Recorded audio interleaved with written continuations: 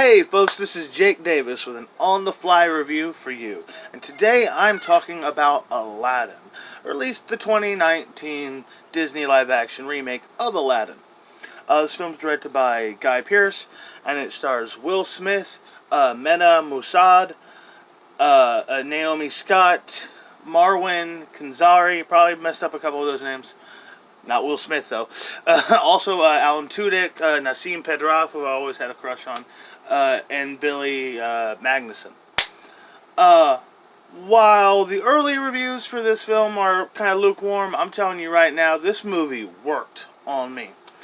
And as a little kind of reality check for, not really a sarcastic one, but just I gotta point out, to all the people kind of criticizing Disney for just cashing in on nostalgia again, well, yes, this is a direct remake of the 92 Ron Clements and John Musker classic, in both plot and, the songs, all the songs are in it. The story of the street rat and the lost lamp is a lot older than 1992, folks. Way older, it goes a lot farther back than that, I'm just saying. Anyhow, I was excited about this movie just because I've always loved the story since I was a kid. I saw The Thief of Baghdad with my dad. I don't even know how old I was, but it was a while before this film even came out. And this movie came out like when I was like 8. Or the old film, not the movie I'm talking about today. Anyhow, the whole setup here, in case you're not, familiar with the story, the whole setup here is a street rat meets a mysterious man who basically offers him a job to go into this mysterious cave, steal a lamp. The man betrays the kid. Kid gets stuck in the lamp, stuck in the cave, and a genie is in the lamp. And him and the genie, he gets the 3 wishes, and he uses the wishes to try to get the princess earlier in the film to fall in love with him because the princess can never love a street rat. Now, of course, I would probably recommend people see the 92 film. If they haven't, definitely see that film. It's a great movie, as well as Alexander Korda's masterpiece from 1940, which is available for free on YouTube. I love this movie. I thought this was really, really, really well done. I don't want to tell anybody where they really stray from the 92 film, because I kind of liked the way they filled out the story. I liked Will Smith in it. I think Will Smith did a very, very good job. I think they kind of kept the genie faithful and did what they should have done. He looked like he does in the old movie, and he's still, like breaking the fourth wall and making 21st, in this case, 21st century references. And Will Smith, did Will Smith stuff. He's not trying to ape Robin Williams in this, which was a very good thing. The best thing about the movie for me was the kid who played Aladdin. He nailed it. He just absolutely knocked it out of the park. He's terrific in this movie. He has a good singing voice. He's very charismatic. He just did a very, very good job. I don't want to say he stole the movie because he's the star of the film, but the genie was supposed to steal the movie, and I liked the kid even more than I liked the genie, even though Will Smith is terrific in this. Naomi Scott did a good job. I will criticize one thing, because she got the new song. It's nothing against her. She's sang well, and there's nothing against the song. The song's not bad.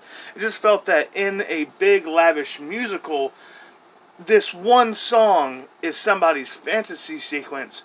Kind of just didn't work for me. Why is it a fantasy? What's the point of making it a fantasy if we're in a musical? It's just weird. I guess maybe it's just me, but I don't think that makes sense. Anyhow,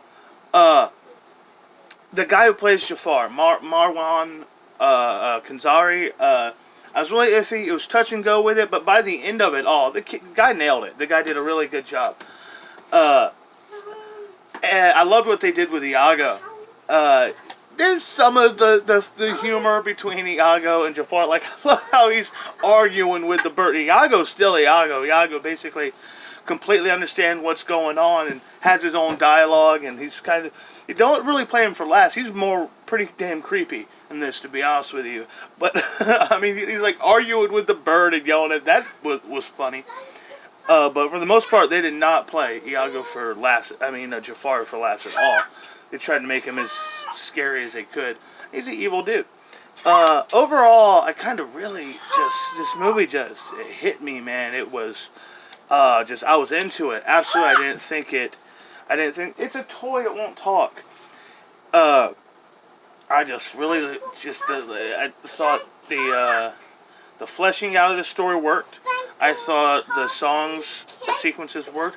The action sequences worked, and more importantly, even though this movie's 2 hours long, it really didn't feel like it dragged, or was even what I'm looking for. Didn't feel like they were like Peter Jacksoning it. You know what I mean? Like, you know how in King Kong, like every single big set piece seemed like as ridiculously huge as it possibly could be. They didn't really do this, and kind of went to no. This is a collectible. Why do you want to open it?